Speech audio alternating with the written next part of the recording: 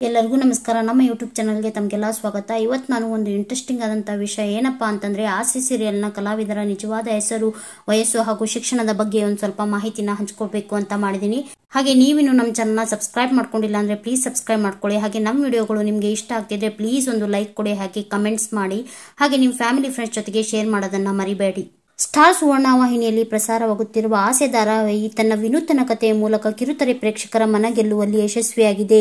ಈ ಸೀರಿಯಲ್ನಲ್ಲಿ ಸಾಮಾನ್ಯ ಕುಟುಂಬದಲ್ಲಿ ನಡೆಯುವಂತಹ ಕಷ್ಟ, ಸಂಕಟ, ನೋವು, ಆಸೆ ಎಲ್ಲವನ್ನೂ ಮನಮುಟ್ಟುವಂತೆ ಹೇಳಲಾಗಿದೆ.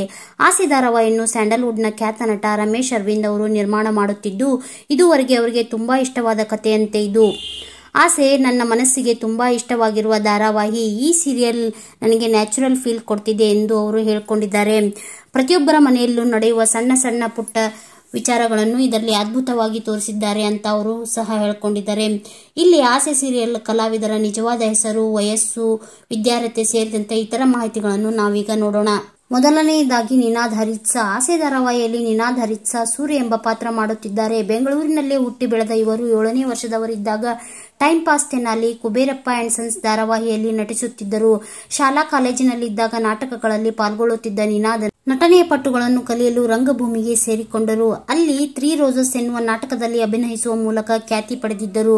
ನಂತರ ಅರಮನೆ ಎನ್ನುವ ಧಾರಾವಾಹಿಯ ಮೂಲಕ ಕಿರುತೆರೆಗೆ ಎಂಟ್ರಿ ಕೊಟ್ಟರು. ಇದರಲ್ಲಿ 2.5 ವರ್ಷಗಳ ಕಾಲ ನಟಿಸಿದ ಬಳಿಕ ಸುವರ್ಣ ವಾಹಿನಿಯಲ್ಲಿ ಪ್ರಸಾರವಾಗುತ್ತಿದ್ದ ಬಿಳಿ ಹೆಂಡತಿ ಎಂಬ ಧಾರಾವಾಹಿಯಲ್ಲಿ ಸಹನಾಯಕನಾಗಿ ಸುಮಾರು 2 ವರ್ಷ ನಟಿಸಿದರು.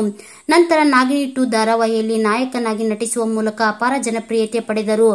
1996ರಲ್ಲಿ ಜನಿಸಿದ ನಿನಾದ್ ಅವರಿಗೀಗ 28 ವರ್ಷ ಎನ್ನಲಾಗಿದೆ.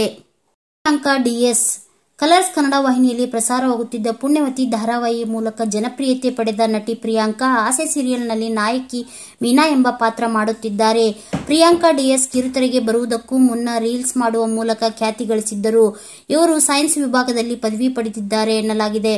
ಮಂಡ್ಯ ರಮೇಶ್. ಕನ್ನಡ ಚಿತ್ರರಂಗದ ಖ್ಯಾತ ನಟ ಮಂಡ್ಯ ರಮೇಶ್ ಕೂಡ ಆಸೆ ಧಾರಾವಾಹಿಯಲ್ಲಿ ಪ್ರಮುಖ ಪಾತ್ರದಲ್ಲಿ ನಟಿಸಿದ್ದಾರೆ. 1995ರಲ್ಲಿ ಜನ್ಮದ ಜೋಡಿ ಚಿತ್ರದಿಂದ ಚಂದನವನದಲ್ಲಿ ಪಯಣ ಆರಂಭಿಸಿದ ಇವರು ಸಾಕಷ್ಟು ಸಿನಿಮಾ ಮತ್ತು ಧಾರಾವಾಹಿಗಳಲ್ಲಿ ನಟಿಸುತ್ತಿದ್ದಾರೆ.